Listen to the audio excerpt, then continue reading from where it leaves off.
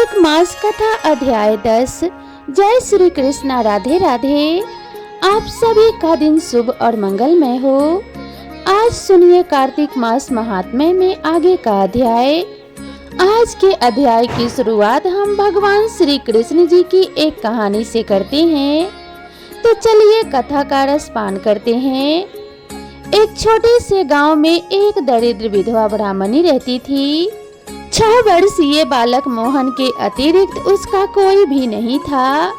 वह 2-4 भले घरों से भिक्षा मांगकर अपना तथा अपने बच्चे का पेट भर लेती और भगवान का भजन कीर्तन करती थी। भीख पूरी न मिलती तो बालक को खिलाकर स्वयं उपवास कर लेती।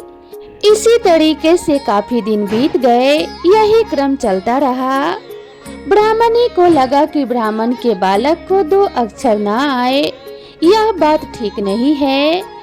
गांव में पढ़ाने की व्यवस्था नहीं थी। गांव से 2 कोस पर एक पाठशाला थी। ब्राह्मणी अपने बेटे को लेकर वहां गई। उसकी दरिद्रता तथा रोने पर दया करके वहां के अध्यापक ने बच्चे को पढ़ाना स्वीकार कर लिया। वहां पढ़ने वाले छात्र गुरु के घर में रहते थे, किंतु ब्राह्मणी का पुत्र मोहन अभी बहुत छोटा था और ब्राह्मणी को भी अपने पुत्र को देखे बिना चैन नहीं पड़ता था। अतः मोहन नित्य पढ़ने जाता और सायंकाल घर लौट आता। उसको विद्या प्राप्ति के लिए प्रतिदिन 4 कोस चलना पड़ता। मार्ग में कुछ दूर जंगल था। शाम को लौटने में अंधेरा होने लगता था। उस जंगल में मोहन को डर लगता था। एक दिन गुरुजी के यहाँ कोई उत्सव था। मोहन को अधिक देर हो गई। जब वह घर लौटने लगा तो रात हो गई थी। अंधेरी रात, जंगली जानवरों की आवाज से बालक मोहन भय से थर-थर कांपने लगा। ब्राह्मणी भी उधर देर होने के कारण बच्चे को ढूंढने निकली थी। किसी प्रकार अपने पुत्र को वह घर ले आई। मोहन ने बड़ी सरलता से कहा, माँ, दूसरे लड़कों के साथ ले जाने को तो उनके नौकर आते हैं। मुझे जंगल में आज बहुत डर लगा। तू भी मेरे लिए एक नौकर रख दे। मोहन की बातें सुनकर बेचारी ब्राह्मणी रोने लगी। उसके पास इतना पैसा कहाँ कि वह नौकर रख सके।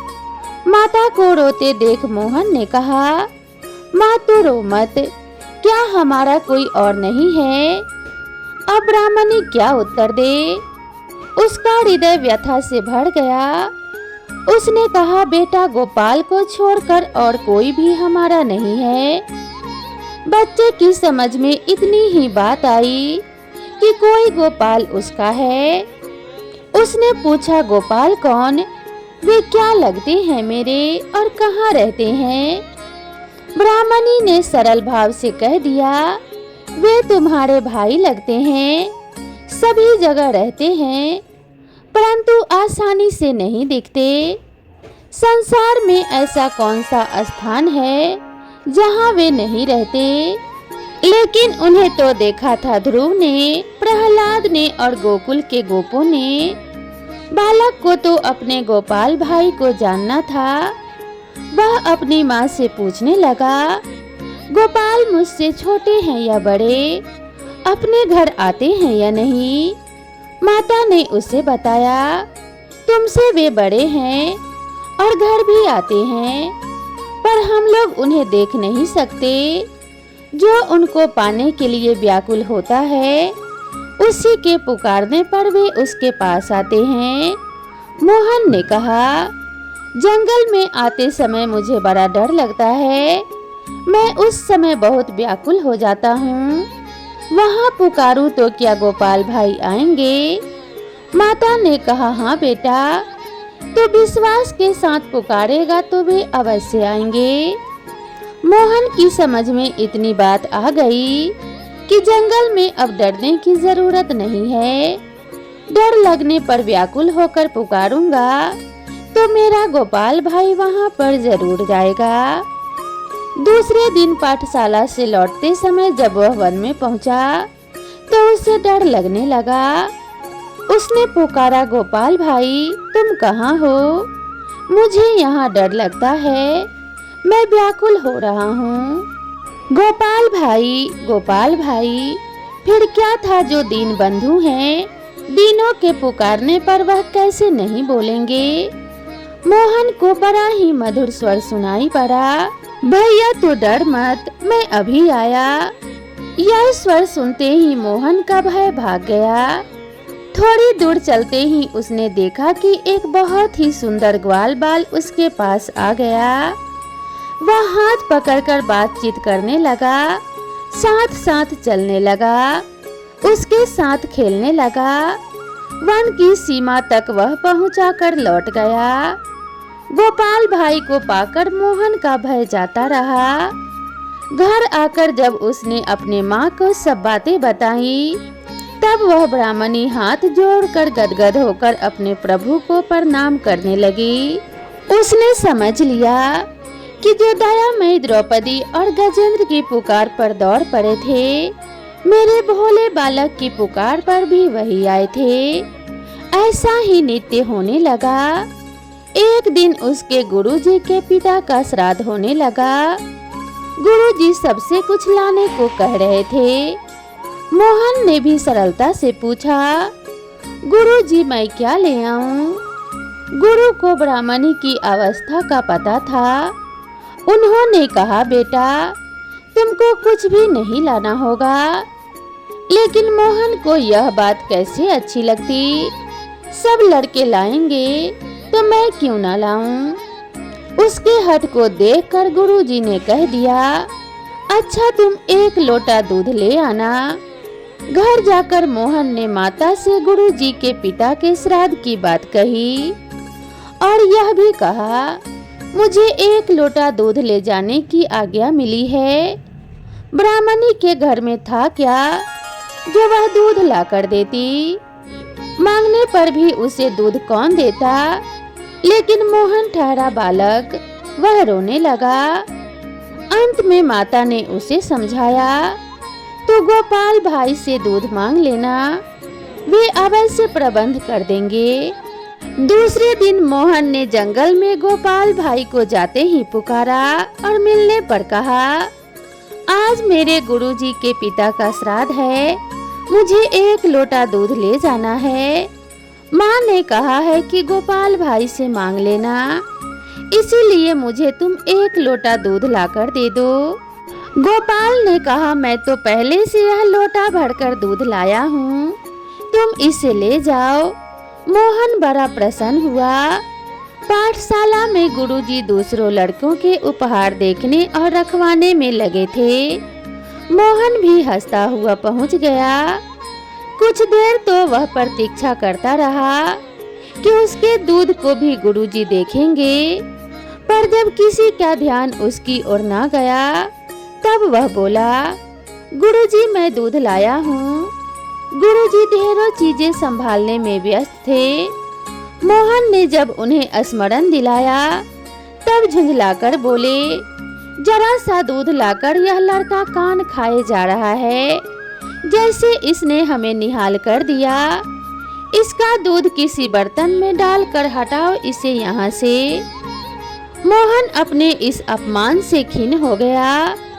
उसका उत्साह चला गया। उसके नेत्रों से आंसू गिरने लगे। नौकर ने लोटा लेकर दूध कटोरे में डाला तो कटोरा भर गया, फिर गिलास में डाला तो वह भी भर गया, बाल्टी में डालने लगा तो वह भी भर गई। भगवान के हाथ से दिया हुआ वह लोटा भर दूध तो अक्षय था। नौकर घबराकर गुरुजी के पास गया। उसकी बात सुनकर गुरुजी तथा और सब लोग वहां पर आए और अपने सामने एक बड़े से पात्र में दूध डालने को कहा। पात्र भर गया, पर लोटा तनिक भी खाली नहीं हुआ। इस प्रकार बड़े बड़े बर्तन दूध से भर गए। अब गुरुजी ने पूछा, बेटा तू दूध कहाँ से लाया है? सरलता से बालक ने कहा, मेरे गोपाल भाई ने दिया है। गुरुजी और चकित हुए। उन्होंने पूछा, गोपाल भाई कौन? तुम्हारे तो कोई भाई नहीं है। मोहन ने दृढ़ता से कहा, है क्यों नहीं, गोपाल मेरा बड़ा भाई है। वह रोज मुझे वन में मिल जाते हैं। माँ कहती है कि वह सब जगह रहते हैं पर दिखाई नहीं देते। कोई उसे जब बहुत प्यार से व्याकुल होकर पुकारे तभी वह आते हैं। उससे जो कुछ मांगा जाए वह तुरंत दे देते हैं। अब गुरुजी को कुछ भी समझना बाकी नहीं था। उन्होंने मोहन को हृदय से लगा लिया। श्राद्ध में उस दूध से खीर बनी और ब्राह्मण उसके स्वाद का वर्णन करते हुए तृप्त नहीं होते थे। गोपाल भाई के दूध का स्वाद स्वर्ग के अमृत में भी नहीं, तब संसार के किसी पदार्थ में कहां से होगा। उस दूध का बना श्राद्धांत पाकर गुरुजी के पितर तृप्त ही नहीं हुए, माया मोह से भी मुक्त हो गए। श्राद्ध समाप्त हुआ। संध्या को सब लोग चले गए। मोहन को गुरुजी ने रोक लिया था।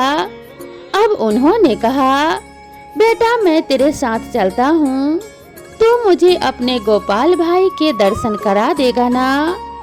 मोहन ने कहा, चलिए, मेरा गोपाल भाई तो पुकारते ही आ जाता है। वन में पहुंचकर उसने पुकारा। उत्तर में उसे सुनाई पड़ा, आज तुम अकेले तो नहीं, तुम्हें डर तो नहीं लग रहा, फिर मुझे क्यों बुला रहे हो। मोहन ने कहा, मेरे गुरुजी तुम्हें देखना चाहते हैं, तुम जल्दी आओ।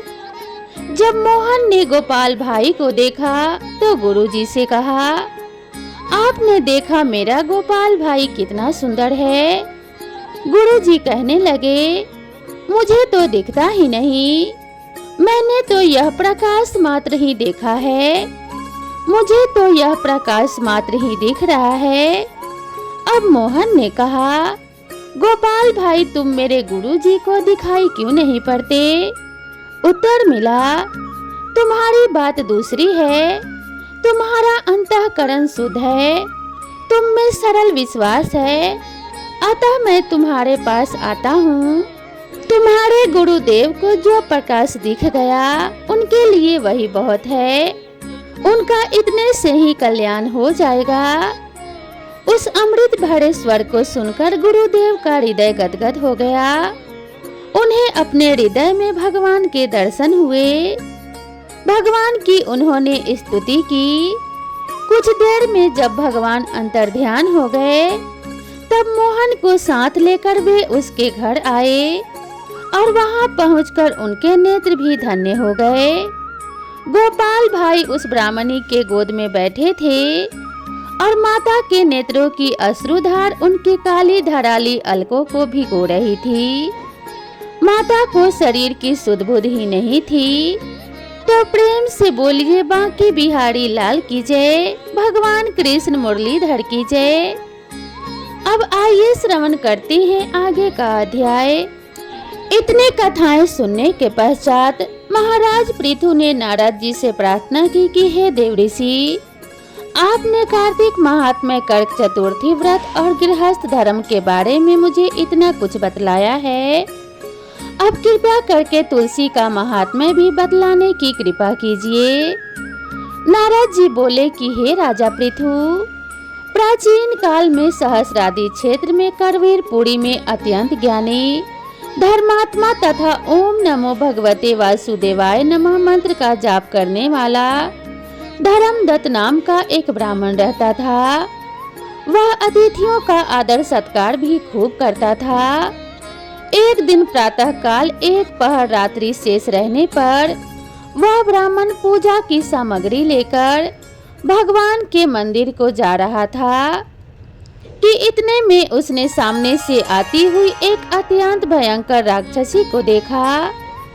आगे को निकले हुए टेढ़े मेढ़े और बड़े बड़े दांत, लाल नेत्र, बिल्कुल नगन लकड़ी के समान सूखा शरीर तथा मुख से घुड़घुड़ शब्द निकल रहा था।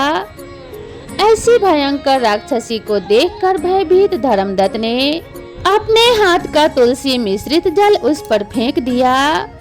जल में मिश्रित तुलसी दल शरीर पर पड़ते ही उस राक्षसी के समस्त पाप दूर हो गए और वह हाथ जोड़कर धर्मदत्त के पैरों में गिर पड़ी। तब धर्मदत्त ने पूछा कि तू कौन है और किस पाप के कारण इस दशा को प्राप्त हुई। अपने पापों से मुक्त हो चुकी वह राक्षसी कहने लगी, सौराष्ट्र देश में भिक्षु नामक ब्राह्मण की मैं पत्नी थी। मेरा नाम कलहा था। मैं ना तो अपने पति से मीठे वचन में बोलती थी और ना अच्छा भोजन व फल ही खाने को देती थी। इस व्यवहार से दुखी होकर जब मेरे पति ने दूसरा विवाह करने का निश्चय किया तो क्रोध में आकर मैंने विष खाकर अपना शरीर त्याग दिया। इसके बाद यमदूत मुझे बांधकर यमराज के पास ले गए।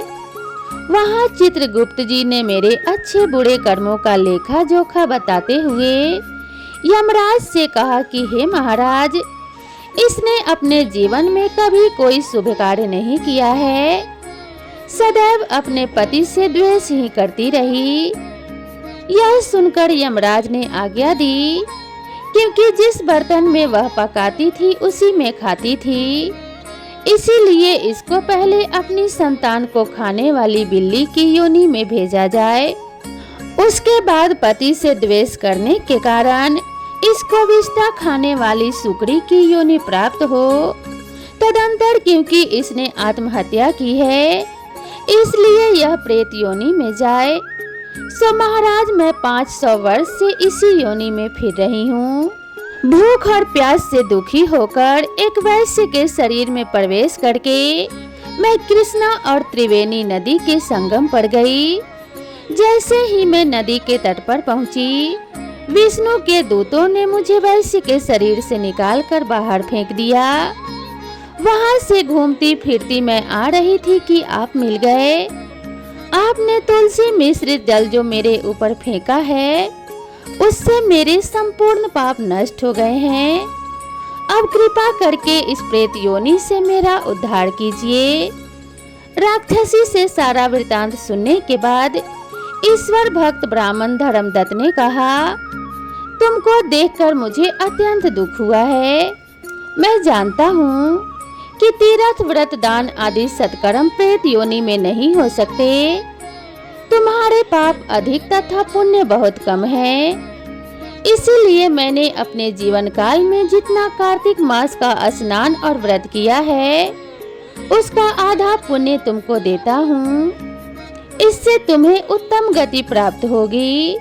इसके पश्चात ब्राह्मण ने ज्यों ही ओम नमो भगवते वासुदेवाय नमः मंत्र पढ़ते हुए तुलसी मिश्र जल से उसका अभिषेक किया।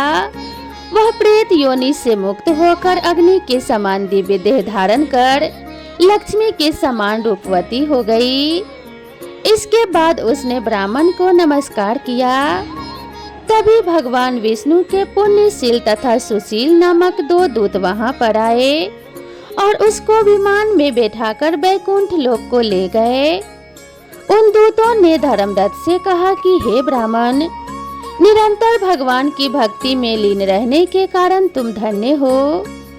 तुम्हारे द्वारा कार्तिक मास के स्नान व व्रतों का आधा पुण्य दिए जाने के कारण ही इसकी मुक्ति हो पाई है।